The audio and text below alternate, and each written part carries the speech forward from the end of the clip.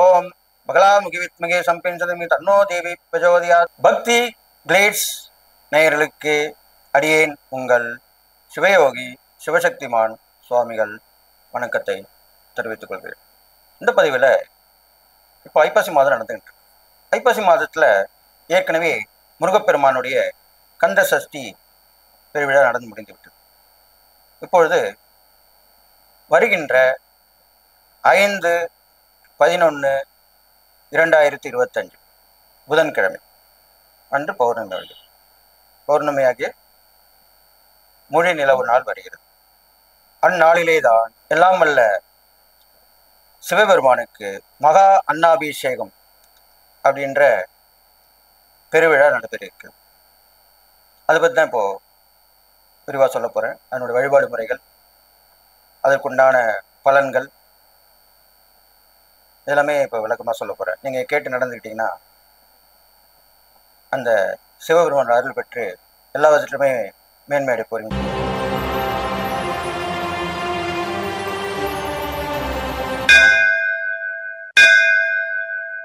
இந்த மகா அன்னாபிஷேகம் வரும் நாளிலே விரதம் இருந்து சிவபெருமானை வணங்கி வழிபாடு செய்தால் பூரண பலன் கிடைக்கும். சாதாரணமாக வணங்குறது கும்புறது அது விஷயம் வேறு. விரதம் என்றால் அந்த சிவபெருமானை அந்நாள் முழுவதுமே நினைத்துக் கொண்டிருக்க வேண்டும். அதுக்குத்தான் முன்னாடியே சொல்லியிருக்கிறேன், எந்த ஒரு விரத நாள் இருந்தாலும் அதுக்கு முதல் நாள் வருகின்ற 4/11/2025 செவ்வாய்க்கிழமை வருகிறது. அந்த நாளிலே இரவு படுக்கம் போகும்போது அடுத்த நாள் சிவபெருமானுக்கு விரதம் இருக்கக்கூடியதை மனதார நினைத்து வணங்கி நித்திரை கொள்ள வேண்டும். அடுத்த நாள் பௌர்ணமி தினத்திலே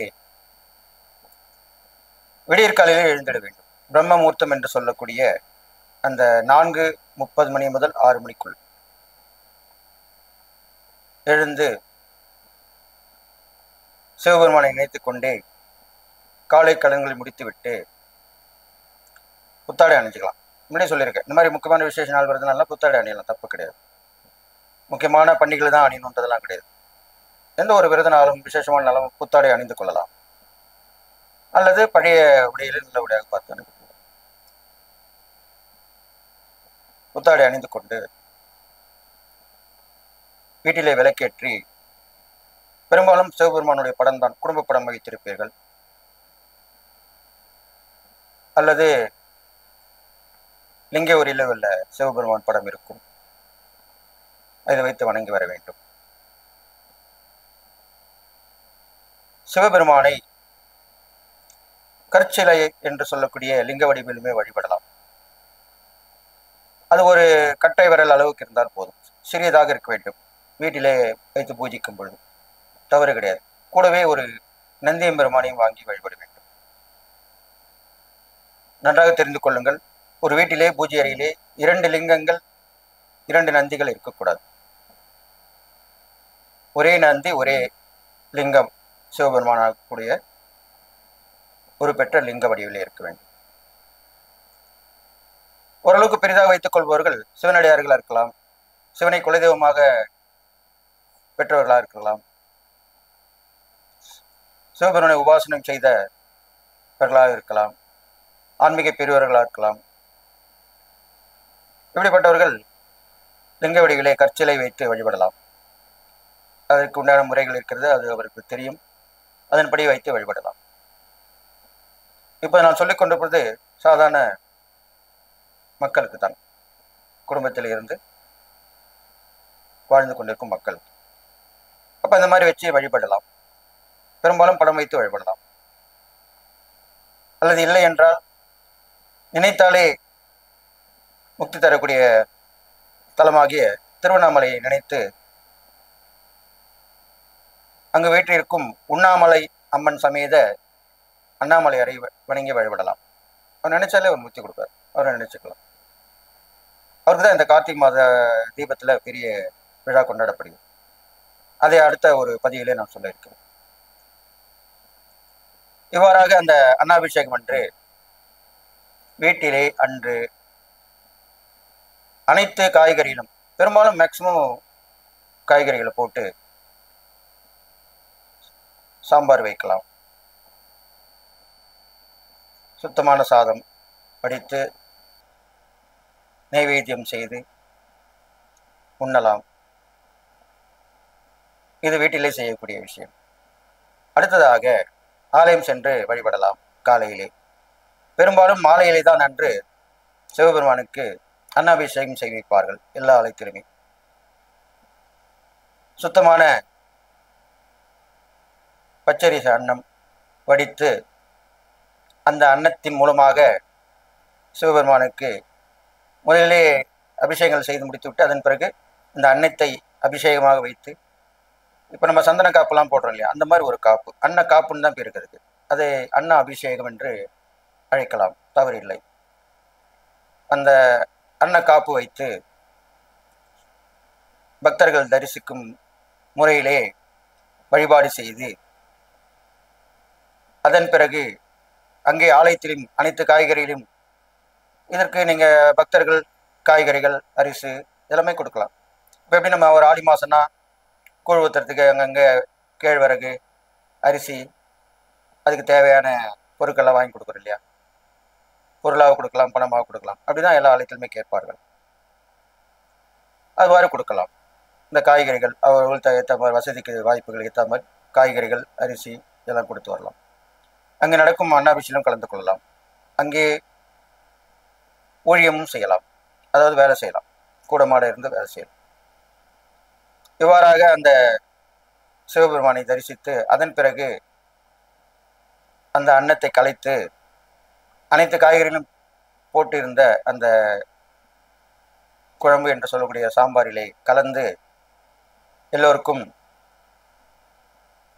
பக்தர்களுக்கும் பிரசாதமாக விநியோகிப்பார்கள். அதை பெற்று இல்லம் செல்ல வேண்டும். இது ஒரு முறை. இது இல்லாமல் அன்றைய தினம் வசதி வாய்ப்பு உள்ளவர்கள், நிறைய பிரச்சனைகள் சந்திக்கக்கூடியவர்கள் தங்களால் முடிந்த அன்னதானத்தை செய்யலாம். கோயிலில் நடக்குதுன்னா கோயிலுக்கு வெளியிலே செய்யலாம், ஏழை எளியவர்களுக்கு செய்யலாம், பகலிலே செய்யலாம், இரவிலே செய்யலாம், 3 வேளையும் செய்யலாம், காலையிலும் செய்யலாம். அன்று முழுவதுமே அன்னதானம் செய்வது மிகவும் சிறப்பாக சொல்லக்கூடிய ஒன்று. காலையிலே சிற்றுண்டி செய்யலாம், அதற்கு வெண்பொங்கல், மிளகு பொங்கல் என்று சொல்வார்கள், அதுவும் அந்த பச்சரிசியிலே செய்து விநியோகிக்க வேண்டும். பகலிலே இவ்வாறு அன்னதானம் செய்யலாம், பல வகையான சாதங்களை விநியோகிக்கலாம். இரவிலே கோவிலே நடக்கும் நிகழ்ச்சியிலே கலந்து கொண்டு வழிபட்டு பலனடையலாம். இந்த ஐப்பசி மாதத்திலே தான் சிவபெருமானுடைய அம்சமாக விளங்கக்கூடிய சூரிய பகவான் துளாராசியிலே இருந்து தன்னுடைய சக்தியை இழந்திருக்கிறார். அப்போ சூரியனுடைய அம்சம்தான் சிவன் இல்லையா? அந்த சிவன் சக்தி இழந்திருக்கும் போது அந்த 1 மாத காலம் அதிலே வரும் அந்த பௌர்ணமி நேரம், பௌர்ணமியில தான் முழு நிலவு அனைத்து ஜீவராசியும் கண்ணுக்கு தெரியும். அனைத்து உயிர்களுக்குமே அன்று ஒரு ஒளி கிடைக்கக்கூடிய நாள். அந்த சந்திரனிலிருந்து வரக்கூடிய கதிர்கள் முழுமையாக எல்லா ஜீவராசிகளுக்கும் கிடைக்கும். அதுக்குத்தான் அந்த பௌர்ணமி வழிபாடு, பௌர்ணமியில் கிரிவலம் செல்வது எல்லாமே சொல்லப்பட்டிருக்கு. அந்த நாளிலே இந்த சிவபெருமானை வணங்குவது ரொம்ப விசேஷமாக சொல்லப்பட்டிருக்கு. அப்பொழுது உலக மக்கள் அனைவருக்கும் படிகளுக்கும் அந்த சிவபெருமானுக்கு நாம் படிகளுக்கும் ஒரு நாளாக அந்த நாள் அமைகிறது. எப்பேற்பட்ட விஷயம்! எனவே இந்த அன்னாபிஷேகத்திலே அனைவரும் பக்தரும் கலந்து கொண்டு நீங்களும் அன்னதானம் செய்யலாம், கோவிலில் நடைபெறுவதிலும் பங்கு பெறலாம். இதெல்லாம் செய்தால் வீட்டிற்கு பஞ்சம் என்ற நிலையே வராது.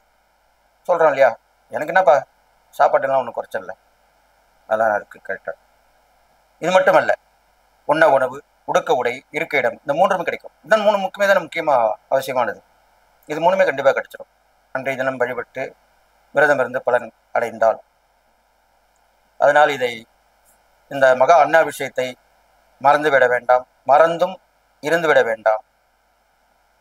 அவரவர்கள் வீட்டிலே செய்து அருகே உள்ள ஆலயத்திலே சென்று வழிபாடு நடத்தி அனைவரும் ஒன்றிணைந்து வணங்கி வழிபட்டு ஏழை எளியவர்களுக்கு அன்னதானம் செய்வித்து, அன்றைய தினம் அன்னதானம் மட்டும் இல்லை, ஏழைகளுக்கு தேவையான பொருட்கள் கொடுக்கலாம், பண உதவியோ பொருள் உதவியோ அனைத்துமே கொடுக்கலாம்.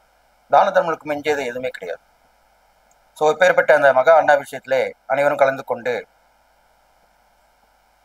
நான் இதுகாரும் கூறிய விஷயங்களை மனதில் கொண்டு விரதம் இருந்து எல்லாம் வல்ல சிவபெருமான் அருளை பெற்று நீங்கள் வாழ்வாங்க வாழ வேண்டும் என்று கேட்டு கூறி நீங்கள் எல்லா நலமும் பெற்று வாழ்வீர்கள் என்று சொல்லி வாழ்த்தி விடைபெறுகிறேன். நன்றி, வணக்கம்.